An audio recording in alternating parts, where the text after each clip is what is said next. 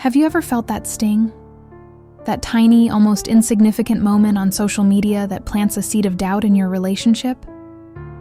It often starts so small, you almost convince yourself you're imagining it. For me, it started with a single like. We were just lying in bed one night, the room dark except for the glow of his phone. He was scrolling, lost in that endless digital world. I wasn't trying to be nosy, really. I wasn't. But from the corner of my eye, I saw his thumb pause over a photo. My curiosity got the better of me, and I shifted just enough to see the screen. It was a selfie, perfectly filtered, of a girl I'd never seen before. He double-tapped. A small, almost imperceptible smile touched his lips. And just like that, a quiet but insistent voice in my head whispered, "Who is she?" My chest felt tight, a familiar knot of anxiety forming. I tried to push it down, to rationalize it. "It's just social media," I told myself, my own voice a faint whisper in the dark. "It's meaningless. A tap on a screen." But a deeper part of me, the part that knows the unspoken language of relationships, knew that little red heart meant more than it should have. It was a flicker of attention directed somewhere else, a small signal that I was, in that moment, unseen. After that night, it was like a switch had been flipped. I started noticing everything. It wasn't about that one girl anymore. It was a pattern. The most glaring part? The silence on my own page. He never liked my posts. He never left a comment, never shared a memory I posted of us, never seemed to notice the little pieces of my life I put out there for him to see. Yet, I'd see his green dot online at 2 a.m. I'd accidentally stumble upon his comments under other women's stories, laughing emojis, little inside jokes, a digital trail of charm and attention that was completely absent from our shared world. One day, I gathered my courage and asked him about it. I tried to keep my voice steady, to sound casual, not accusatory. "Hey, I noticed you're really active online, but you never seem to interact with my stuff. Is there a reason?" He let out a heavy, annoyed sigh, the kind that says, "Here we go again." He wouldn't even look at me. "Babe, you're making such a big deal out of nothing. It's just an app." And that's when the self-doubt really kicked in. His reaction made me question my own feelings. Was I being crazy? Was I just insecure? Was this a me problem?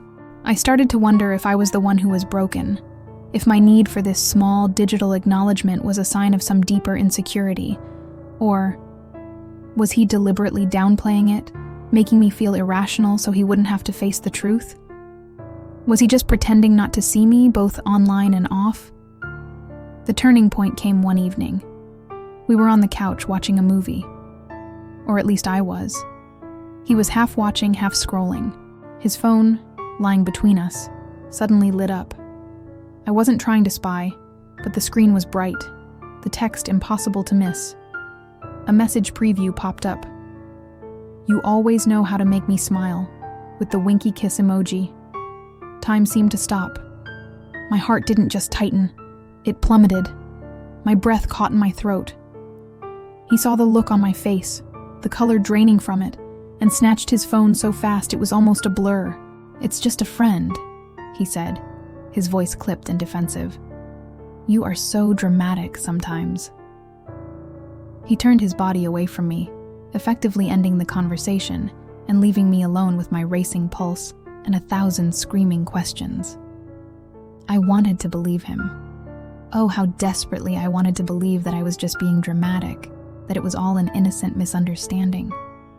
But here's a truth I learned the hard way. When someone consistently makes you feel like your valid emotions are an overreaction, it's not love. It's a form of control. It's called gaslighting. They invalidate your feelings to maintain their own narrative, to keep you questioning your sanity so you don't question their behavior. They make your pain about your flaws, not their actions.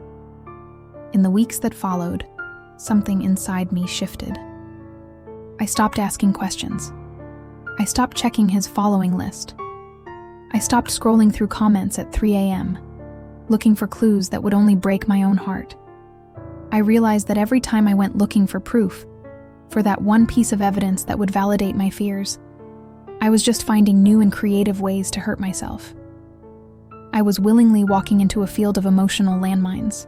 He kept saying it was just social media, but what he failed to understand, or perhaps refused to, was that the digital world is an extension of our real one. Every ignored message I sent him, every happy memory I shared that he scrolled past without a glance, every night I lay next to him while he smiled at a screen that wasn't showing my face. Each of those moments was a small, silent goodbye. It was the slow, painful erosion of feeling seen, valued, and prioritized. It wasn't about the likes. It was about the lack of love they represented. The healing process wasn't dramatic. There was no big confrontation, no ceremonious blocking of his number. The real healing wasn't about blocking him from my life. It was about unblocking myself. It was about reclaiming the parts of me that I had put on hold, waiting for his approval. It was about learning to validate my own feelings instead of seeking it from someone who was incapable of giving it. And then one morning, I took a picture. It wasn't a perfect selfie. The lighting wasn't great. My hair was a bit messy. But I was smiling, a genuine, unforced smile. I posted it.